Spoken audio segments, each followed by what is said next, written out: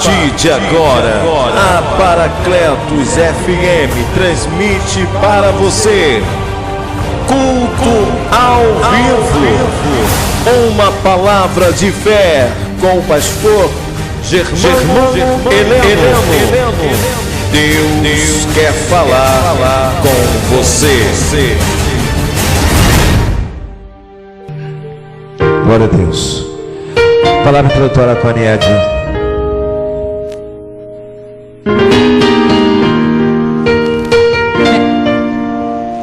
Amada igreja do Senhor.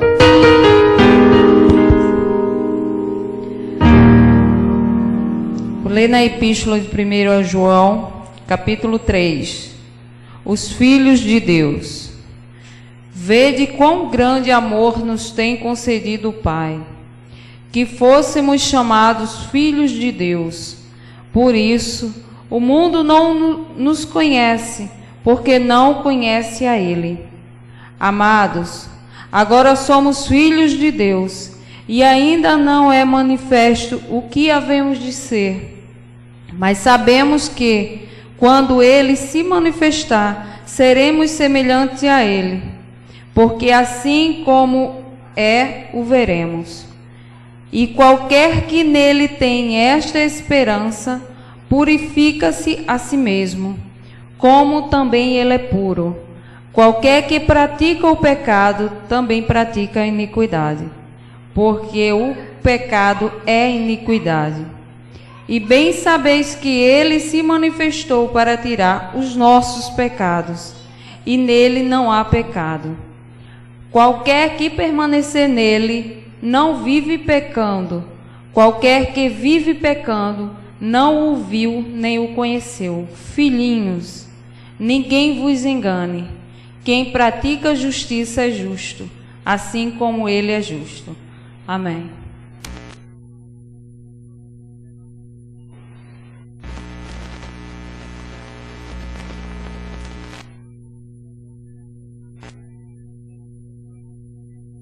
A paz do Senhor. Amém.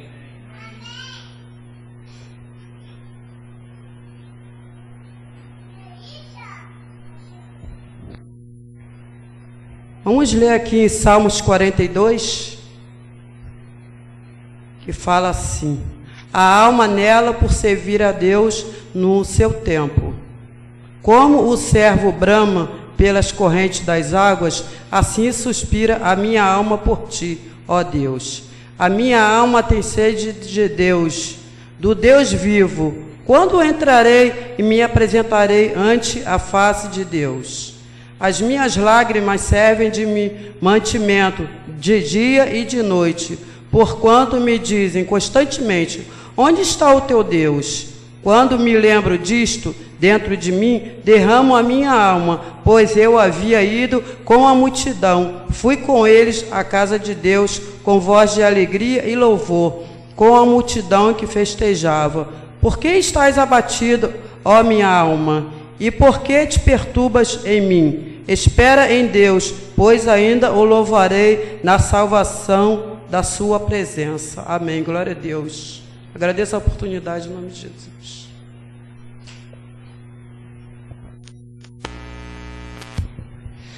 Glória a Deus. Nós vamos abrir a Bíblia em Atos, capítulo de número 7. Aleluia.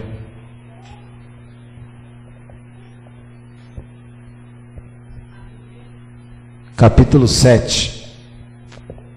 Eu vou ler para a gente não perder muito tempo. Atos, capítulo de número 7,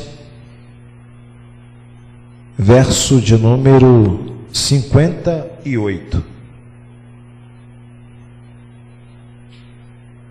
Aleluia.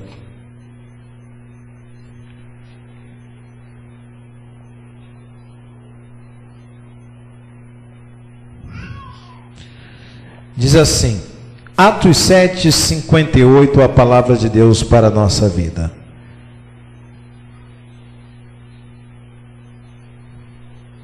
E lançando-o fora da cidade, começaram a apedrejá-lo, e as testemunhas deixaram ali as suas roupas aos pés de um jovem que se chamava Saulo, e apedrejaram Estevão, enquanto ele invocava e dizia: Senhor Jesus, recebe o meu espírito. Então, ajoelhando-se, chamou em alta voz: Senhor, não lhe imputa este pecado. E tendo dito isto, adormeceu. Bom, a palavra que eu quero trazer hoje aqui para a gente é uma reflexão muito importante. Quando os discípulos andaram com Jesus, Jesus falou para eles: ficar em Jerusalém até que do alto sejais revestido de poder. E eles ficaram em Jerusalém.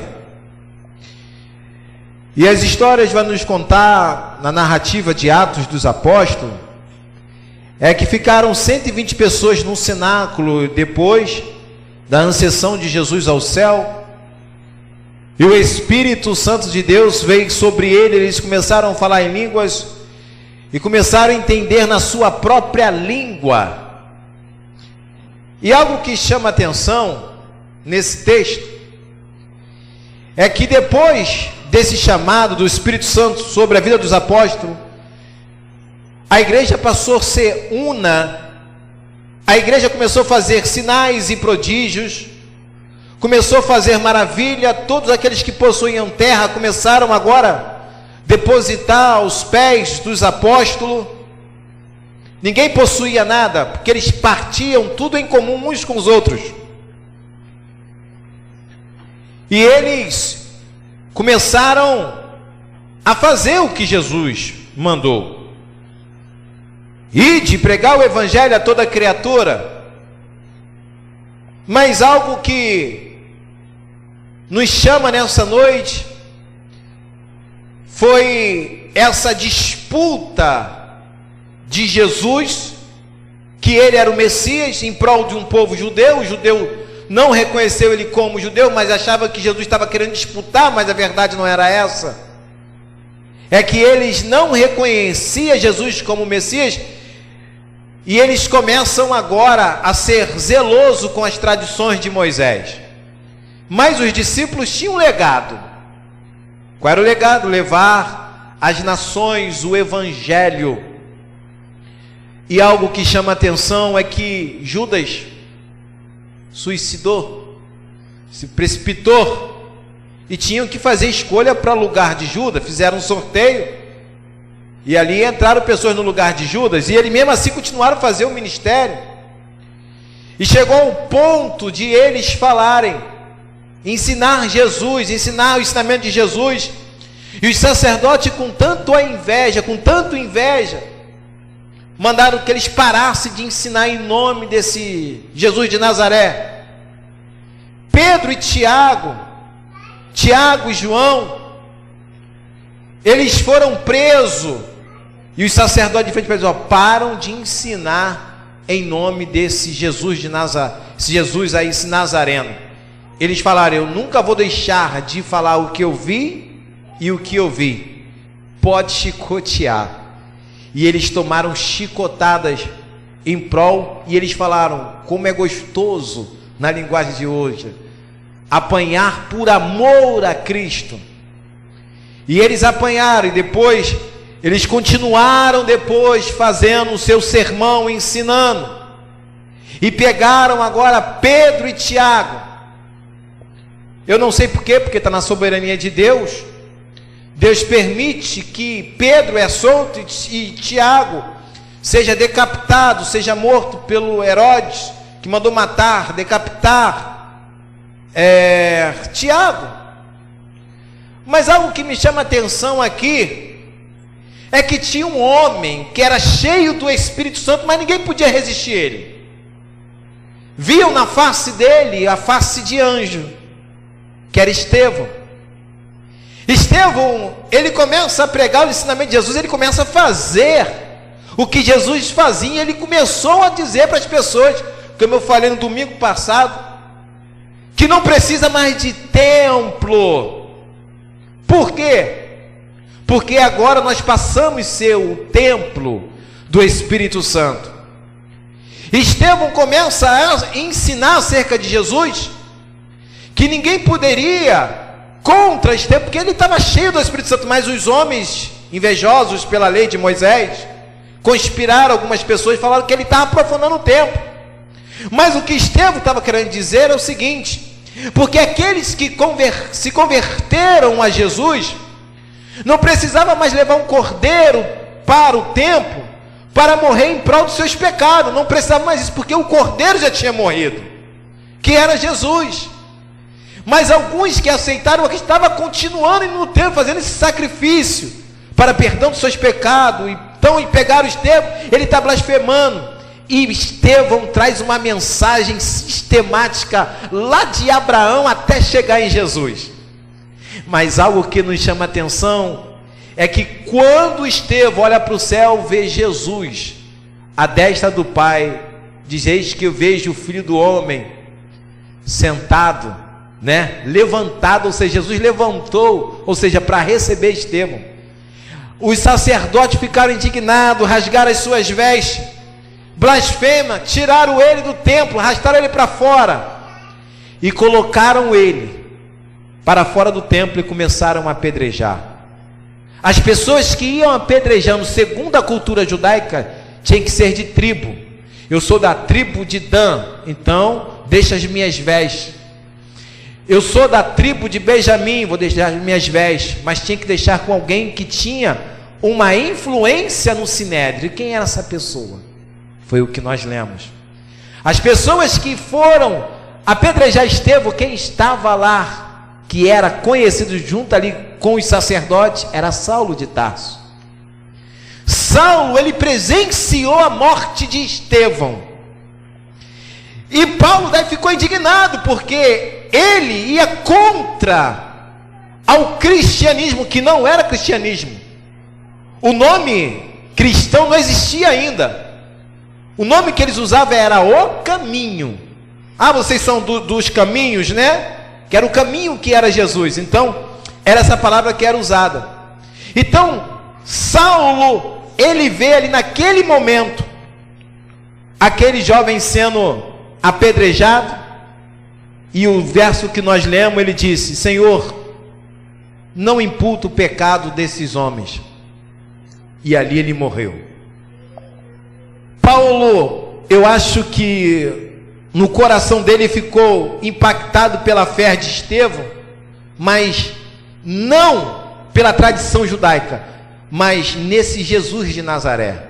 Aquilo criou tão raiva no apóstolo Paulo, que depois era ser chamado Saulo, que ele vai pedir a carta aos sinédrios, aos sacerdotes, para prender os que eram do caminho de Jesus.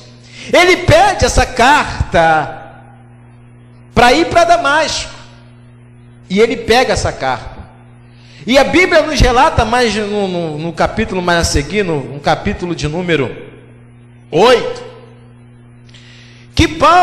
que Saulo, ele pega a carta e começa agora a pegar as pessoas para blasfemar contra o nome de Jesus.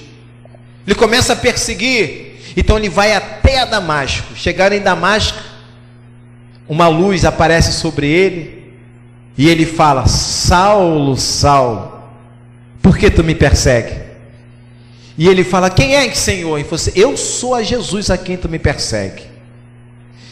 Eu acho que naquele momento, Paulo diz a palavra que ele ficou cego, não conseguiu enxergar, mas o Senhor falou para ele: Paulo, mas você vai na rua direita, vai encontrar um homem lá chamado Ananias. Você vai lá e ele vai restaurar sua visão. Eu estou dando uma volta aqui para você entender algo que eu vou falar para você. E ele foi cego, foi até o caminho, mas antes de Paulo entrar na casa de Ananias, o Senhor falou para ele: Ananias, está vindo um homem aí que vai ficar na sua casa, só que o nome dele é Paulo, é Saulo. Recebe ele. Aí Ananias fala o seguinte: Senhor, muito ouvi falar desse homem, Não, esse homem não, eu acho que ele está disfarçado. Aí o Senhor fala para ele: Ananias, vai, porque para mim ele é um vaso escolhido. Eu vou mostrar para ele como é bom padecer pelo meu nome. Vai padecer pelo meu nome. Ele vai ver o que é padecer pelo nome, meu nome. Ou seja, agora que ele passou a perseguir, agora ele vai passar a ser perseguido. E algo que me chama a atenção nessa questão dessa chamada de Paulo é que quando Ananias chega, fala: você conheceu o caminho e eu vim aqui restaurar sua visão, em nome de Jesus. Veja, e ele viu. Imediatamente ele foi batizado. E Saulo começou agora a dar um testemunho que ele encontrou no caminho de Damasco. Paulo, ou seja, Saulo, que não era, foi passar Paulo ser depois apóstolo dos gentios, Saulo começou agora a dar testemunho que ele encontrou com Jesus. Na cabeça desse apóstolo era complicado. Por quê? Porque ele veio com uma tradição de Moisés, era lei, dente por dente, olho por olho. Então recebeu uma revelação agora de um tal de Jesus de Nazaré, quem eu perseguia, e agora aparece, me fez cego. Eu tenho que fazer o que ele manda, então eu tenho que prosseguir o meu ministério. E ele continua dando testemunho nas sinagogas. E Paulo ia nas sinagogas dos judeus para mostrar que Jesus era o Messias prometido.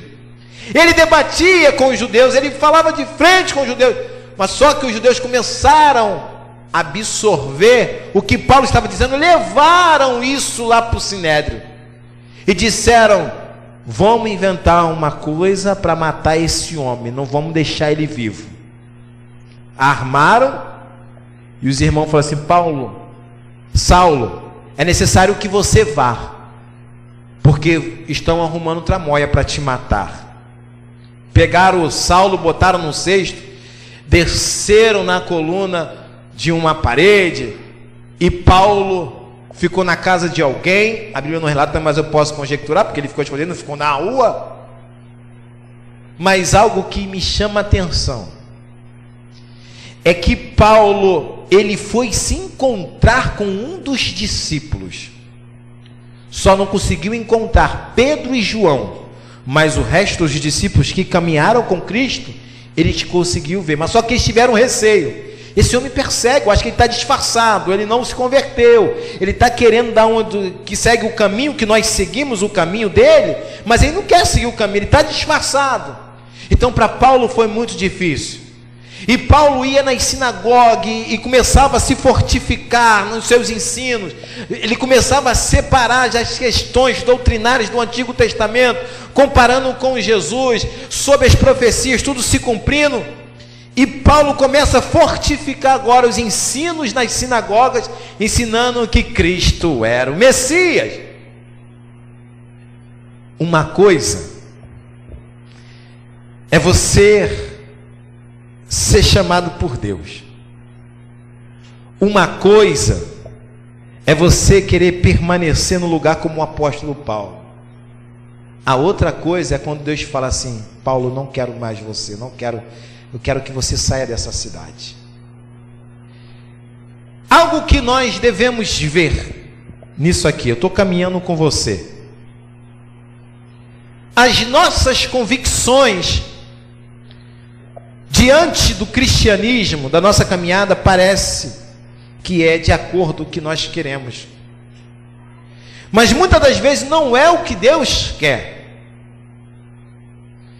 porque a nossa vontade é fazer a obra, a nossa vontade é estar junto, a nossa vontade é estar na presença de Deus, a nossa vontade é buscar cada vez mais.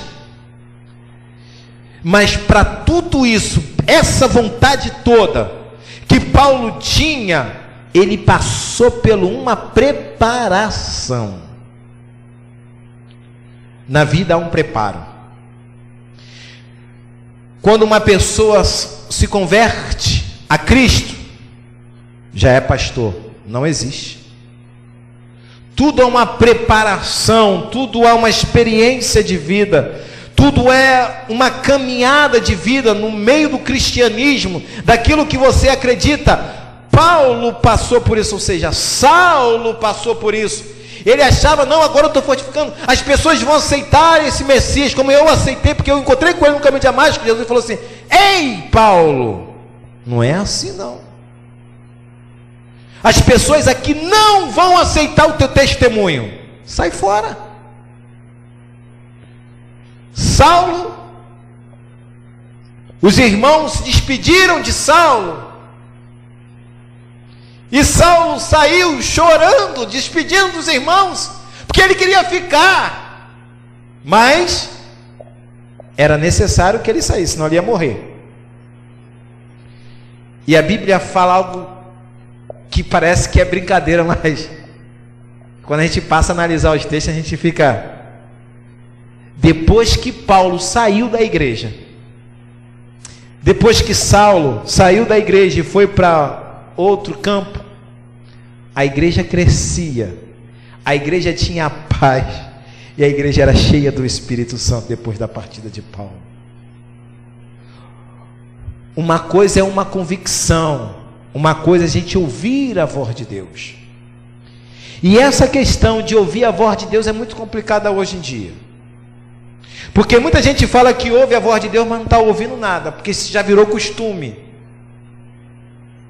A convicção do que você exerce, a convicção daquilo que você acredita, a convicção daquilo que você está no caminho, você tem que ter isso na sua mente e no teu coração. A convicção de acordo com a palavra de Deus. Se você tiver convicção na natureza humana, talvez a sua natureza humana não é aquilo que Deus pensa de você e nem de mim.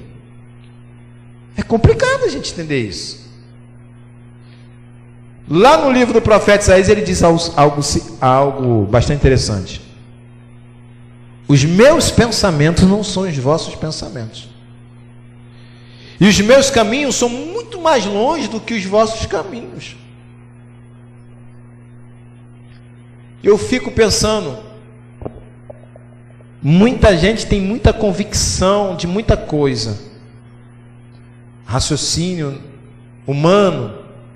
Claro, Deus deu para nós, para a gente pensar, para a gente lutar, mas será que é da vontade de Deus?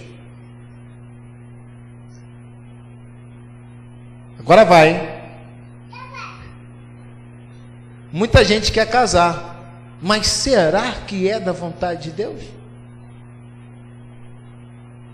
Porque a convicção é humana.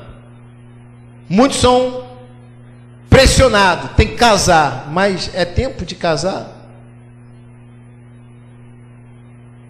Vai outra, hein? Vai outra. Estou falando de convicções humanas, convicções que o ser humano ele acha, não, eu sirvo a Cristo, então se eu sirvo a Cristo, Deus tem por obrigação de fazer na minha vida. Deus não tem obrigação de fazer nada na nossa vida, Ele faz se Ele quiser.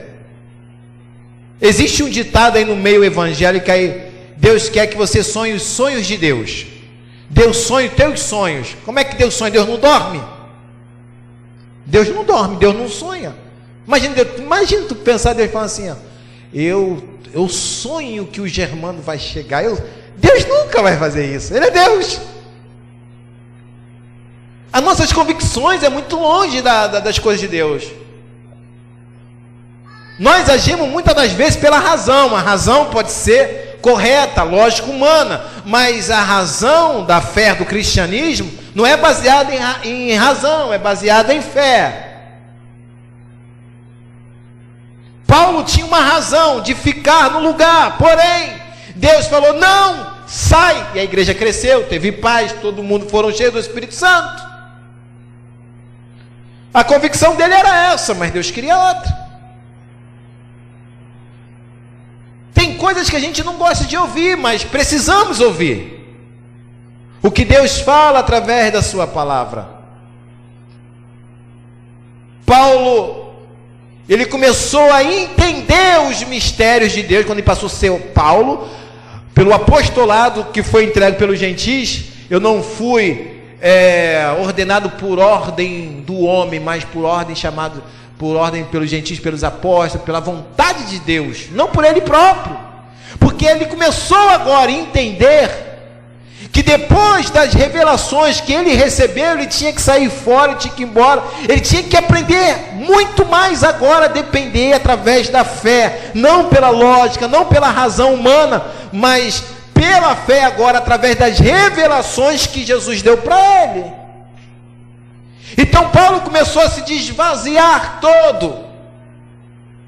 A gente só completa algo quando a gente está vazio de a gente mesmo. Jesus falou assim: Pai, entrega o meu espírito. Ele já estava vazio, já tinha se entregado todo. Paulo, a minha razão é que todo Israel se converta, mas a minha vontade, a vontade de Deus é que deu testemunho lá em César, lá em Roma. Essa era a vontade de Deus. A vontade de Deus é que ele fosse morto, decapitado. Qual é a nossa razão? Não queremos que Deus decapite a nossa cabeça. Claro que ele vai fazer isso hoje. A nossa razão é bênção, é vitória, porque eu tenho que mostrar para o outro que eu sou abençoado. Essa é a razão que os cristãos têm hoje. Mas a fé que Cristo dá para você, através da fé, através da caminhada da palavra, é que você seja um testemunho lá fora, para que você seja um testemunho na sociedade, para que você tenha um testemunho, que você saiba falar de Jesus.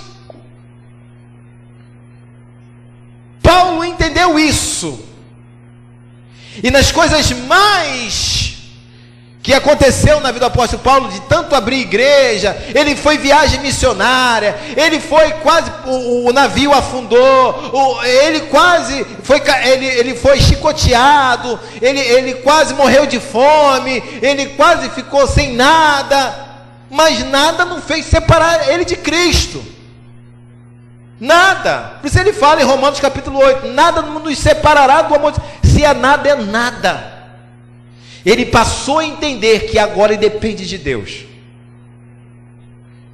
Eu particularmente, eu respeito as opiniões de qualquer pessoa. Eu não fico preocupado com a vida terrena. Tudo bem, devemos conquistar, devemos lutar, mas a minha vida, eu tenho essa convicção, isso sou eu, isso aqui é de mim, isso aí, eu nunca posso chegar assim, vou tirar de mim e dar para você, isso não, isso aí cada um é cada um.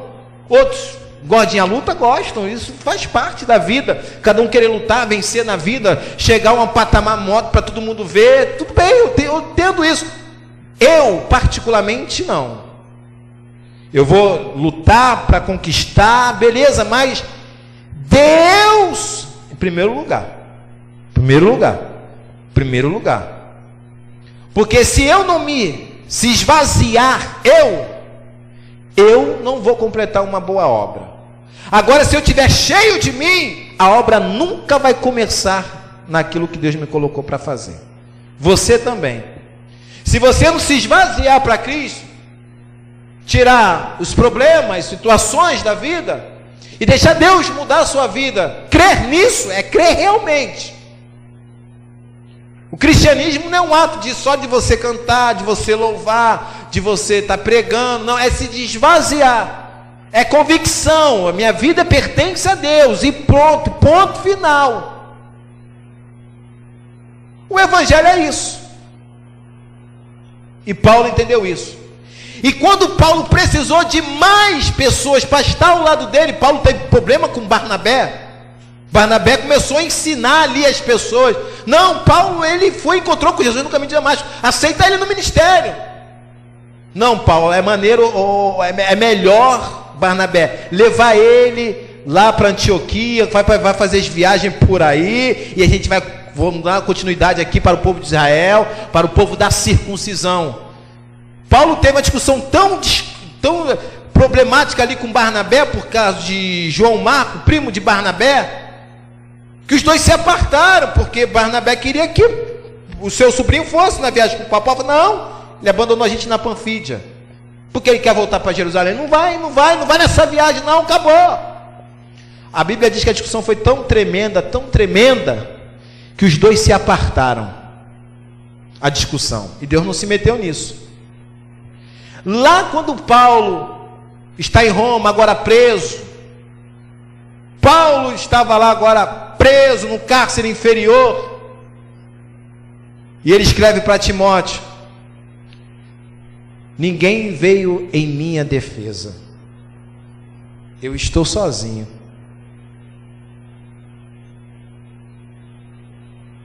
Estou sozinho. Mas eu quero escrever para você, meu amigo Timóteo: combati o bom combate, acabei a carreira e guardei a fé. Você já parou para imaginar na sua mente Paulo no cárcere?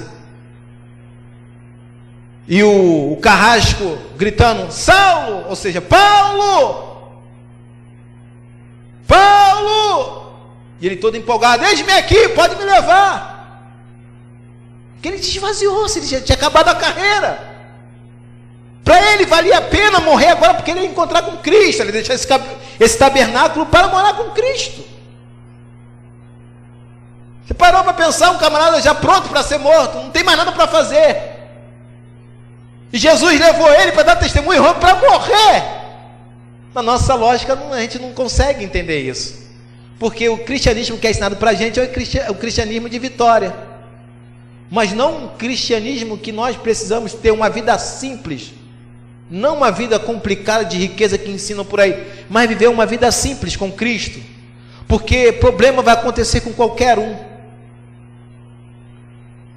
E Paulo foi decapitado. Se você pegar o Novo Testamento, você vai ver, as maiores cartas foi escrita pelo apóstolo Paulo. Metade do Evangelho foi escrita por ele. Um homem que deixou uma obra excelente, maravilhosa hoje, ensinamentos, e que Pedro até falou, que os indônios ainda pegam as cartas de Paulo e torcem. Isso até hoje. Gente, nós devemos ver sobre a nossa fé cristã. A minha chegada aqui na fé foi a razão, né? Não, porque vamos dar, não sei o que, vamos fazer tal razão. Situações na vida, problemas, eu passei. Situações que a ponto, pessoas entravam, saíam, eu chorava. Porque eu achava que o problema era eu. Chegava em casa, chorava, esmurrava. O problema sou eu, o problema sou eu, o problema sou eu.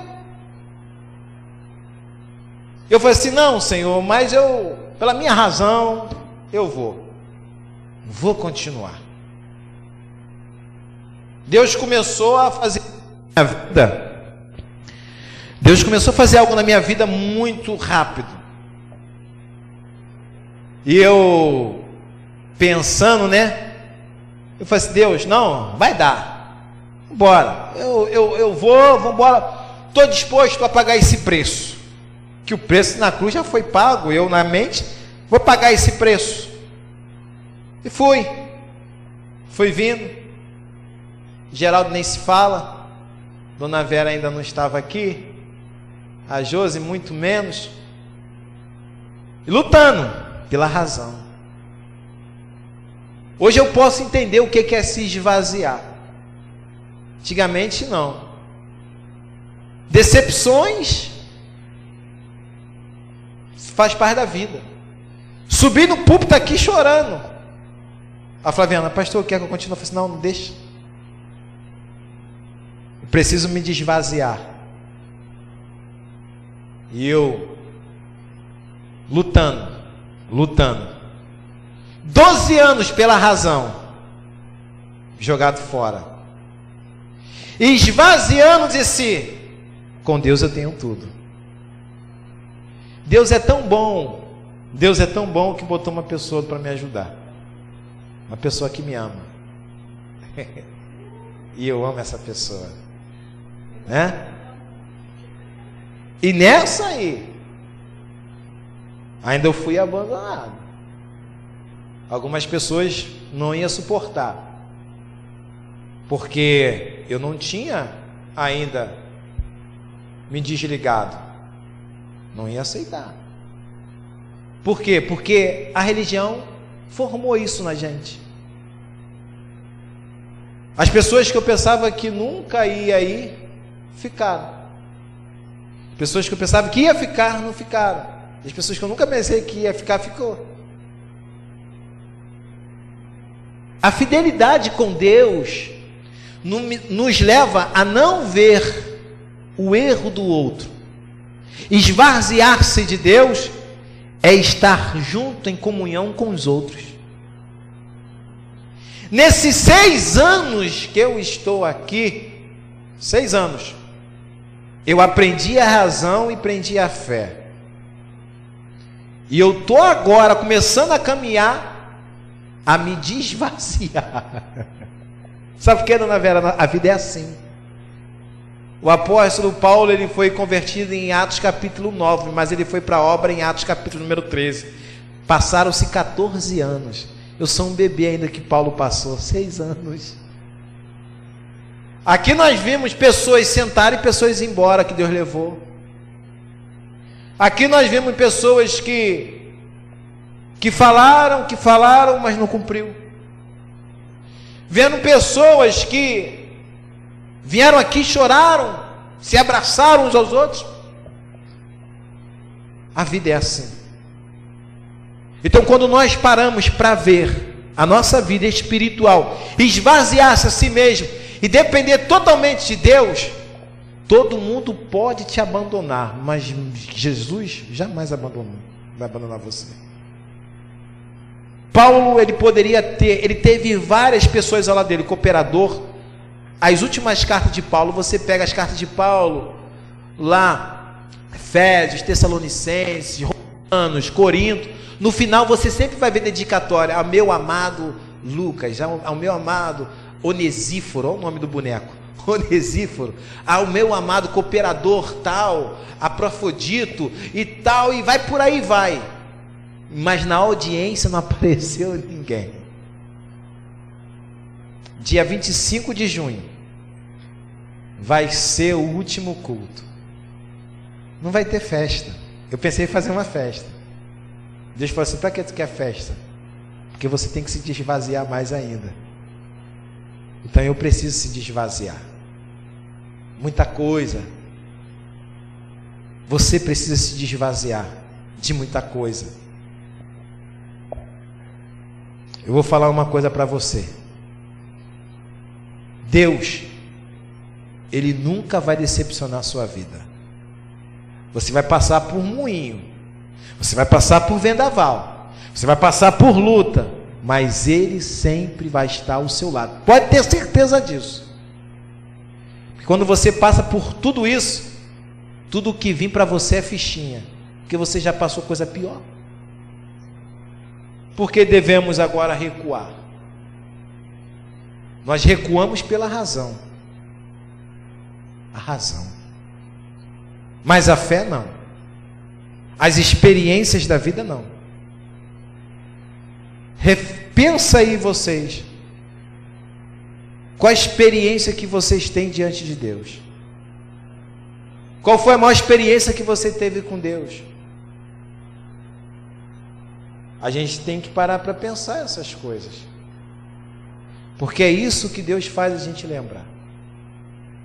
Quando o povo de Israel se esqueceu de Deus, se esqueceu da lei, dos estatutos, quando o povo estava preso pelos babilônios, pelos Senaqueribe, perdiam a guerra, Deus lembra da onde eu tirei vocês.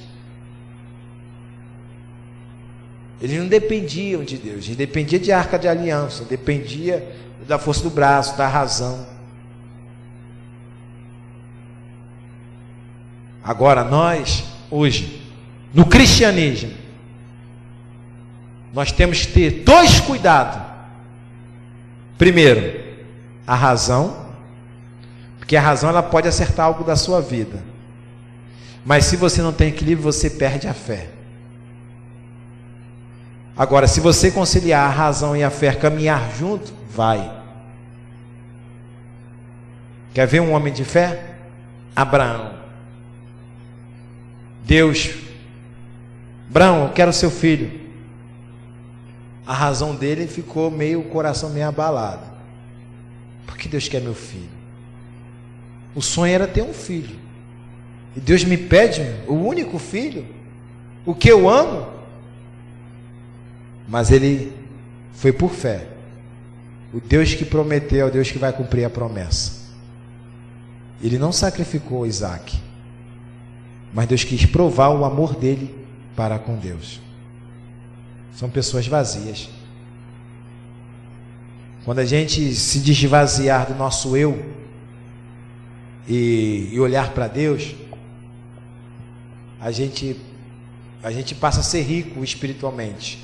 Rico em questão de não ter uma vida de observação na vida dos outros. A gente comenta, como qualquer um comenta, mas a fé, ela nos sustenta, a fé nos traz a palavra de Deus. Por isso sem fé é impossível agradar a Deus. E a fé vem por ouvir a palavra de Deus. Então, nisso tudo que eu quero falar para você, Deus trouxe a gente aqui hoje para falar, a gente ver, analisar a nossa fé, esvaziar-se. Precisamos se esvaziar-se. Quer agir pela razão? Estou dentro. Você quer agir? Pode agir. Tá caminhando lá com o de cima? Beleza. Mas a gente só vai concluir uma obra quando a gente se esvaziar de si mesmo. Isso aí é o que Deus manda falar para a gente hoje, através da sua palavra. Paulo se esvaziou. Combati o bom combate, acabei a carreira e guardei a fé. Eu quero falar para vocês, que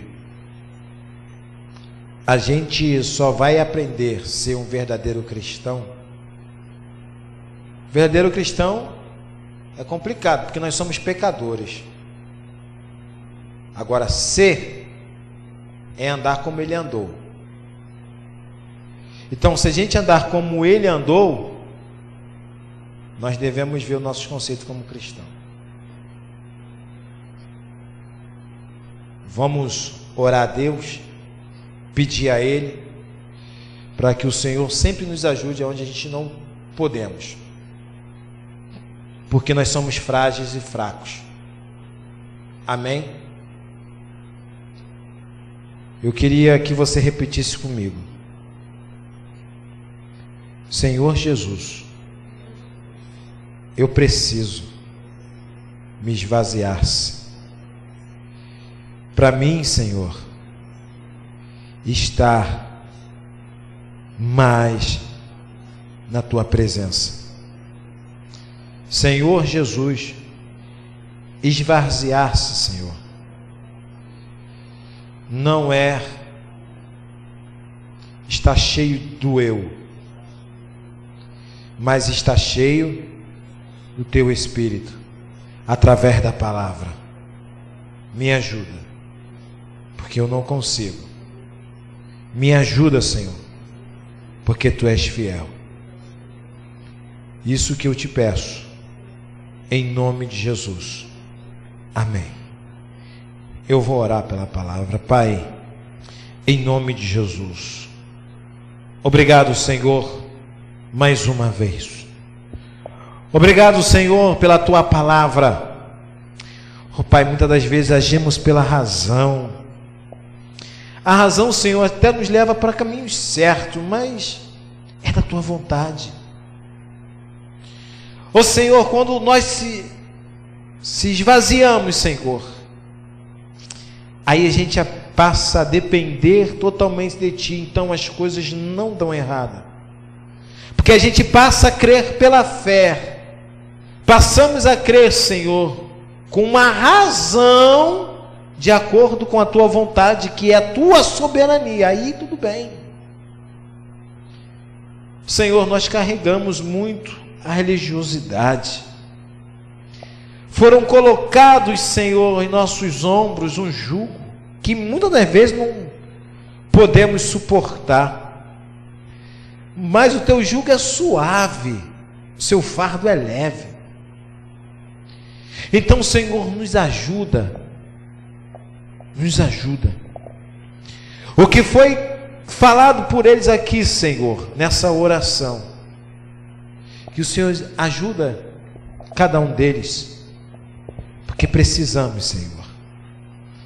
Nos instrui, nos ensina, e a cada momento, Senhor, da nossa vida, nós vamos aprender a caminhar, e nós vamos aprendendo a caminhar.